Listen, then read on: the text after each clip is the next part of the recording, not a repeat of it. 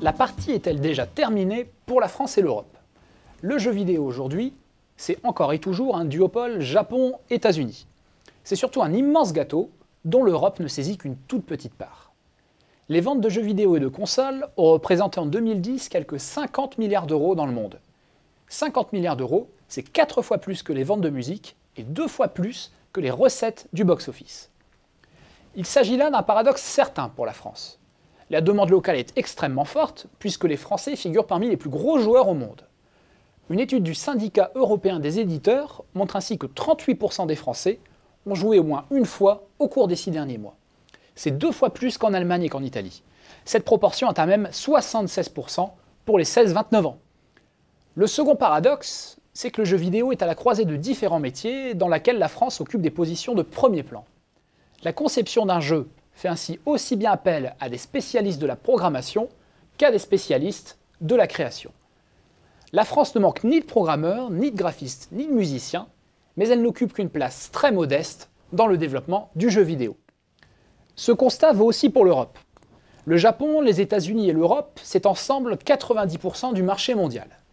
Le souci, c'est que là où les États-Unis et le Japon sont à la fois de gros consommateurs et de gros producteurs, l'Europe est surtout importatrice.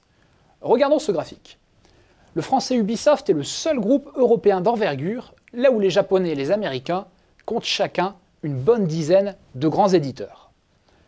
Au fur et à mesure donc que le jeu vidéo s'impose un peu plus comme un élément de la culture populaire, les États-Unis et le Japon inondent l'Europe de leur soft power.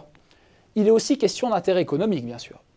Un pays comme le Japon génère beaucoup plus d'emplois sur son territoire en exportant ses jeux que la France ne le fait, elle, en plaçant épisodiquement un film aux Oscars.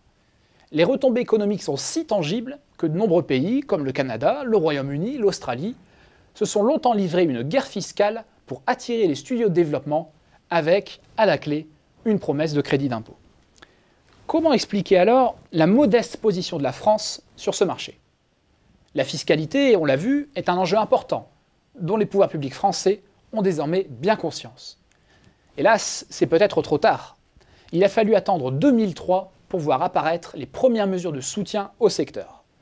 2003, près de 20 ans après le début de l'ère moderne du jeu vidéo. Autre point noir, la formation. Là encore, il a fallu attendre 2005 pour voir la création de la première école dédiée à cette industrie. Dernier point faible, enfin, un déficit d'entrepreneurs. L'histoire du jeu vidéo est jalonnée d'individus, de programmeurs, designers, businessmen, capables de créer de nouveaux business models et de nouvelles manières de jouer.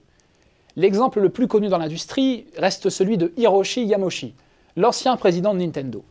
Resté plus d'un demi-siècle à la tête d'une entreprise dont il avait hérité à 22 ans, ce dernier a transformé Nintendo, alors simple fabricant de cartes à jouer, en géant mondial du divertissement. Il est aussi devenu, au passage, l'une des plus grandes fortunes du Japon. À quand alors un Nintendo français? Le français Gameloft est bien le leader mondial du jeu mobile, le segment le plus dynamique du marché.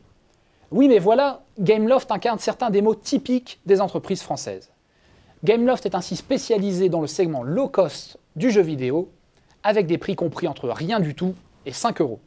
C'est un positionnement avec une conséquence directe sur l'activité. Le groupe ne dispose que d'une seule société de développement en France. Les filiales françaises contribuent pour à peine 5% du chiffre d'affaires de Gameloft. C'est tout simplement 4 fois moins que les filiales chinoises et vietnamiennes du groupe et 5 fois moins que celles situées dans les autres pays émergents. L'exemple du jeu vidéo en France rappelle les conditions du succès dans les marchés de demain. Bien sûr, l'État a son rôle à jouer dans la fiscalité, la formation, les incitations aux créations d'entreprises notamment. Mais l'État ne peut pas tout. La stratégie des entreprises est au moins aussi importante. Il est trop facile pour une entreprise d'évoquer des coûts du travail trop élevés en France, quand, dans le même temps, elle a délibérément choisi de se battre sur les coûts. Car à ce jeu-là, c'est sûr, on trouvera toujours moins cher. Et la France et l'Europe perdront à tous les coups.